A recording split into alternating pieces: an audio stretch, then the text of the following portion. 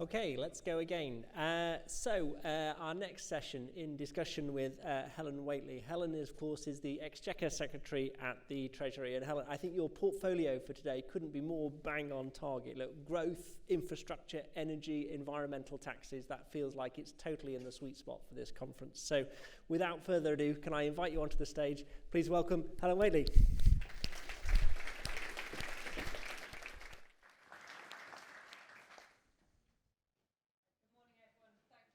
For that welcome. Well, where I've come from, there's a lot of disagreement about things at the moment. I'm sure the audience is aware. But I'll start with something I am sure we can all agree on. That's this museum, an inspiration for so many generations. I came here as a child. I brought my own children here, as I'm sure have many of you. And I've seen my son transfixed by that steam turbine downstairs, you know, the red one. Now, as an adult, I know how important it is. Without it, there would have been no industrial revolution. It's a technology that has transformed the world, a British technology, the product of human ingenuity, hard work and capital investment, the same things that will get us to net zero. Net zero, so often talked about as a daunting challenge. And yes, it is a challenge and it's an imperative, but it also offers us an extraordinary opportunity, an extraordinary economic opportunity to us in this room and to us as a country. As a country, we've already shown that economic growth and cutting emissions can go hand in hand. Between 1990 and 2019, we cut our emissions by 44%. But our economy grew by 78%. But those figures are used more often than not to reassure people as a way of saying, don't worry, we can still grow even while we tackle climate change. Now, my view, the government's view, is that that's the wrong way to look at it. This is not about growth despite. This is about growth because. Our transition to net zero and the world's transition to net zero is the most fantastic growth opportunity, the green growth opportunity. And in this country, low carbon businesses and their supply chains already, that's back in 2019, turned over £42 billion of revenue, supporting over 410,000 jobs. As the world moves to tackle climate change, there will be new opportunities for UK companies here in the UK and overseas, opportunities which could contribute up to 60 billion of gross value added to the UK economy by 2050. Now, here in the UK, we are blessed with, for instance, our long coastline and the winds of the North Sea. With it, the largest market for offshore wind in the world. We have oil and gas under the North Sea and a world-class oil and gas sector. We have the City of London, an established leader in green finance. Add to that the strength of our universities, our scientists, our professional services, our digital and AI skills. We have so many strengths to draw on and so many opportunities to seize. Then there's a part that businesses will play and are playing themselves in their own right as carbon emitters, with choices to make, choices about your transitions, your own transitions to net zero. Choices not only to cut emissions, but also to cut energy bills. And your choices, what your business does and how it does it, make a big difference. There is no way to net zero without businesses. Businesses to invent, to innovate, to deploy, to scale up, to measure, to invest, and businesses to take the steps themselves in how they operate, steps that your customers will expect you to take. And businesses themselves need to show leadership. They are showing leadership. In fact, I know that all of you being here today is a sign that you understand that too. Now, the other point I want to make up front is that when it comes to the intersection of tackling climate change and the cost of living, this isn't a zero-sum game. It's not an either-or. We know in government how hard high prices are hitting people and businesses, prices driven by the high global cost of fossil fuels. That's why a fortnight ago, the Chancellor announced 15 billion of cost of living support to help people through these difficult times. But he also said, when he made that statement, the best way to help people over time and sustainably is to ensure that we have a growing economy with more jobs, higher wages and better skills.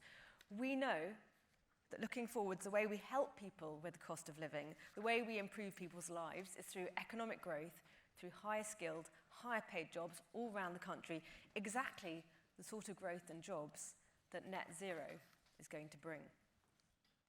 So our strategy is to lead the world in the transition to net zero, not only because that's the right thing to do, but also because it represents, in the Prime Minister's words, the greatest opportunity for jobs and prosperity for our country since the Industrial Revolution. McKinsey has forecast that supplying goods and services for the global net zero transition could be worth £1 trillion to UK businesses by 2030. But we're not just talking about the future here. This is already happening. There are already countless examples of UK businesses innovating in green technologies, scaling up green supply chains and investing in green growth. I'll name just a few, like SSE, developer, operator, investor in renewable energy, on track to invest over 24 billion in GB clean energy this decade. Octopus Energy, innovating to bring the cost of heat pumps down to parity with traditional boilers to make them simply the rational choice. Nissan and Envision, investing £1 billion in an electric vehicle hub in Sunderland. Ozo Innovations in Oxfordshire, who, supported by the government's Industrial Energy Efficiency Accelerator, are developing energy-saving evaporative cooling technology for data centres. I could go on, I won't, but it's enough to say that this is happening and we in government are supporting it. In fact, this is what the Chancellor made the case for back in February in his May's lecture when he spoke about his determination to foster a new culture of enterprise through three priorities: capital, people and ideas, put to work in the service of economic growth, prosperity, security and human happiness. As I said a moment ago, the other part of this for businesses is what they do or you do in how you operate, the other side of the decarbonisation coin. Because while on the one hand, it's about cutting-edge innovators and economic growth, it's also about all companies reducing their emissions and playing their part in the transition. Here too, the government is taking steps to help.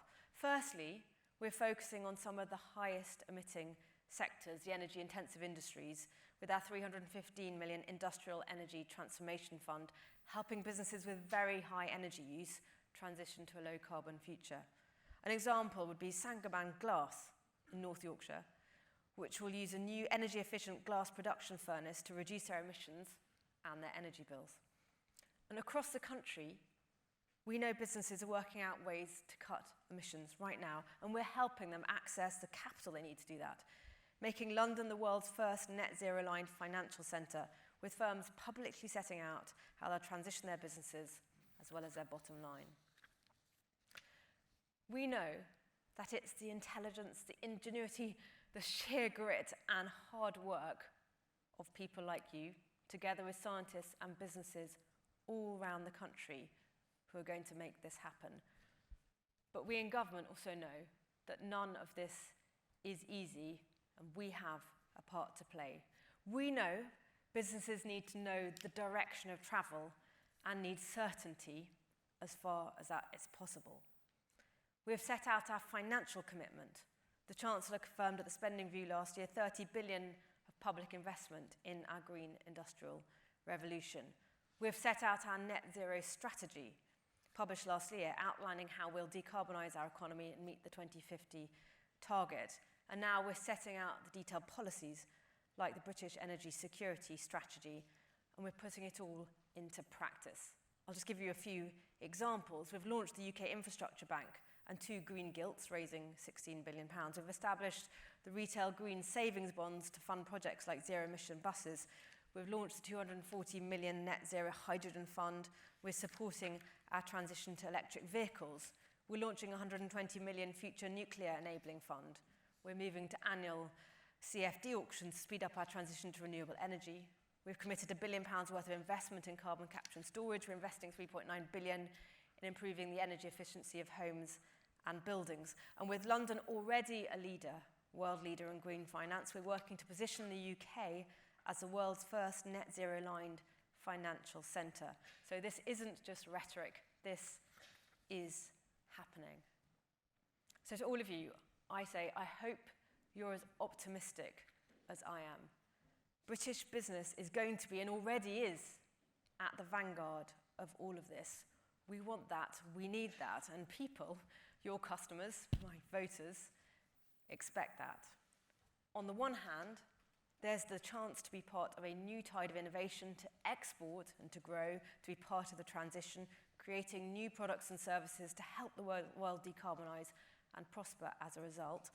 But I know that's not for everyone. Not every business can build a new electric car or wind turbine, but there's also the opportunity here for everyone finding ways to cut your emissions, to reduce your bills and save you money.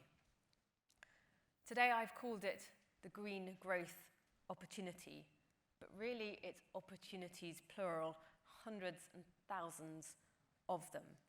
That's where you all come in, where you can make a difference, and where the government will do everything we can to help you and support you. Thank you.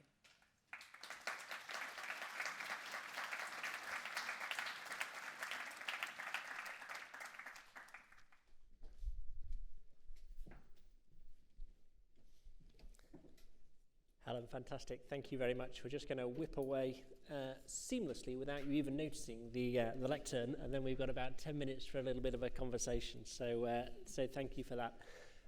Look, it's been a bit of a running theme through this conference so far. The cost of living crisis, obviously a huge sort of disruptor on the path to net zero.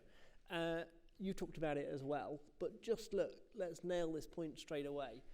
The UK being a sort of leader and completely in the vanguard of net zero, help or hindrance in terms of the cost of living crisis right now? It's a really important point to make.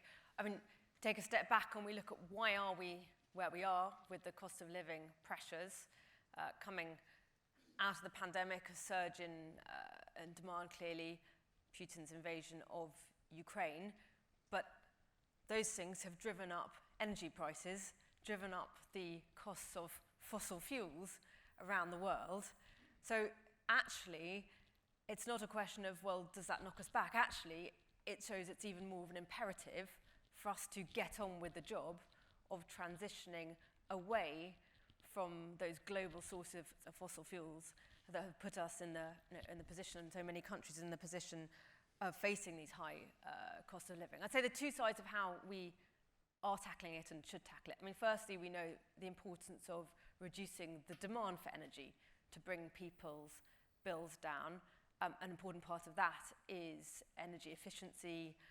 And I mean, one thing I'll mention is the importance of our heat and building strategy, decarbonising buildings and improving the energy efficiency of them. 3.9 billion invested in that, and the mention of social housing earlier. Social housing decarbonisation, important part of that. And then the other side of it is bringing down clearly the cost of energy itself, and the our energy security strategy published a matter of a few weeks ago is about fast forwarding our transition to that. For instance, fast forwarding towards more offshore wind. We're already doing really well on that, but going further and faster because of the imperative of the cost of living challenge. And I would say, with extra help was announced by the Chancellor for people in the short term, but as I said in the speech, what we also know is looking further ahead, the best way we can help people cope with the cost of living and cope with bills is by having economic growth, by having people in higher skilled, higher paid jobs,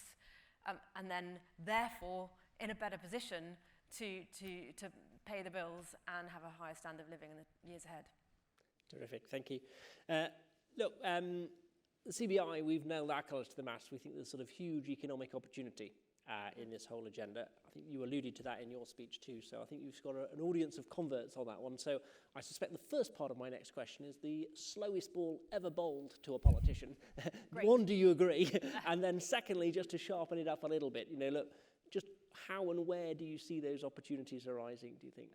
I mean, so clearly what I focused on in the speech was that I would think there is tremendous, this is just a huge, fantastic economic opportunity for us to seize, actually across so much of the economy. I mean, talking about where the opportunities are, and first you can point towards sectors. In fact, looking back in 2020 at the Prime Minister's 10-point plan for a green industrial revolution, and that pointed out a load of sectors, and I think it's absolutely still the case. Whether it's wind, in nuclear, hydrogen, carbon capture and storage, where we have a good starting point.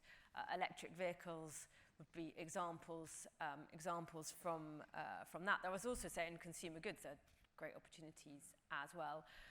When we think about where geographically, again, across the whole country, but some particular areas of opportunity in parts of the country that have struggled with the deindustrialization of recent decades, where actually really there are parts of the country that are really well placed to be at the forefront of new green growth industries. When you look at places like Merseyside, Teesside, Humber, places like that, where we're doing our carbon capture and storage clusters, those kind of geographies are in a great place. And I'm spending time there and seeing the excitement of people saying, well, we've got these new jobs coming, what skills do we need? Young people going and doing the training to... So it's across the country, but I think some really exciting opportunities for particular parts of the country, part of levelling up our mission as a government. Fantastic. It's a fantastic trail, actually. We've got a session coming up later on today all around the linkages between net zero and levelling up. And I think you're totally right. The really exciting thing is just the number of parts of the country where there's big opportunity in this whole agenda, but it totally plays to the levelling up piece as well. So. Clearly there are strengths in big cities like London with our financial services, our professional services opportunities here as well. But yeah, I get really excited when I go to some of those places and you see an area like the Freeport Teesside, which has kind of been levelled and then things being built on it for wind turbine manufacture and things like that. It's very brilliant, really brilliant. Look, you mentioned the City of London and we've got almost sort of coming together two brilliant opportunities and brilliant assets for the country on the one hand. One, our leadership on net zero on the one hand, and two, our ability in financial services and private finance and all of that sort of thing. We've got a good track record of getting private finance into infrastructure, including in the green economy. But you mentioned in your talk things like the infrastructure bank and so on. Just how do you see us sort of unlocking all of that private finance, and where's the role of government? What more can business be doing to get the money channeled to where it needs to get to? It's a really good question. I mentioned in my speeches then the investment the government's putting in and 30 billion through the spending review period into the transition to net zero. What we know very well, though, is that the lion's share of the investment will come from the private sector, not from public sector, and our job is to help make that happen, in part to crowd in the private sector investment and set the conditions for private sector investment as well. And on the crowding in point, exactly, the UK Infrastructure Bank is one example of how we intend to do that. That's got access to £22 billion worth of funding, but expected to bring in £40 billion worth of private sector investment with that, and also particular regional focus as well as climate change and infrastructure. So that's part of it.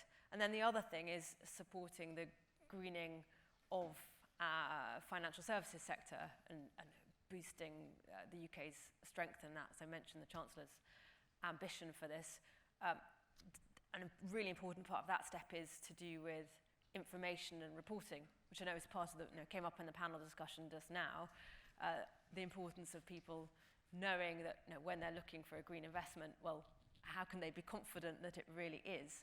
So one of the things we're doing in the UK is to take a leadership position on standards and setting the UK's green taxonomy and transparency and mandatory reporting to give that basis for greening of the financial sector and investment and then companies across the country. Well, look, that'll be music. Those of you here yesterday heard Tony Danker's speech. It'd be music to his ears. He talked about, look, there's always going to be countries around the world who are going to outspend us on certain things. But given that is so, we just need to be the sort of absolute best in class, the sort of market maker to get that private finance leverage in here. So that's absolutely fantastic to hear. Look, final question, if that's okay. We've got a sort of captive audience here. Just say a little bit more, if you would, about the role of business in making the transition. And just to give that a bit of a hard edge, what are the things that you see business doing really well that we should be sort of cheering on and saying continue? And what are the bits where you just like to sort of turn the gas up a little bit and say, where would you sort of gently nudge or challenge business to do a little bit more? Yeah. And I think, as I said, I hope I made it clear earlier, like I think businesses are what is going to make the transition happen. Yes, government has a role, a really important role to play in kind of setting the framework and enabling it to happen, and setting targets and regulations and those things as well.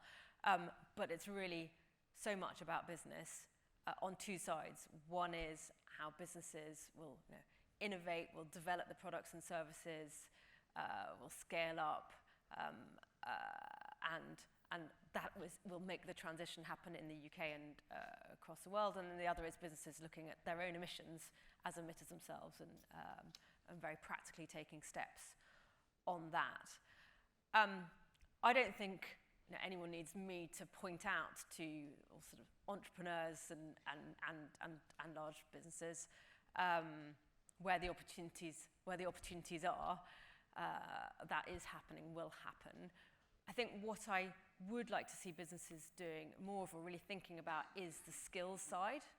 And I know sometimes I hear, oh, well, we just, people saying, well, the UK just doesn't have the skills, and kind of turning to government and saying, can you fix that? And yes, of course, we are looking at that, working on that, and whether it's T-levels or apprenticeships, and trying to make sure that we have a new generation of people with the skills needed. But I also say to businesses, themselves, yourselves, think about what you can do to have people with the skills you need, whether it's supporting T-levels and apprenticeships, what it is to help your workforce, your future workforce, have the skills you need. It's one of the areas where we in the UK don't do as well as other countries, is investing in our workforce and in training. And so that's something I'd love to see businesses really be on the front foot on. I'd say the other side is the export opportunities, and always thinking about, well, if we're doing this in the UK, what are the opportunities in other countries where we, in the UK, at the vanguard of this, do have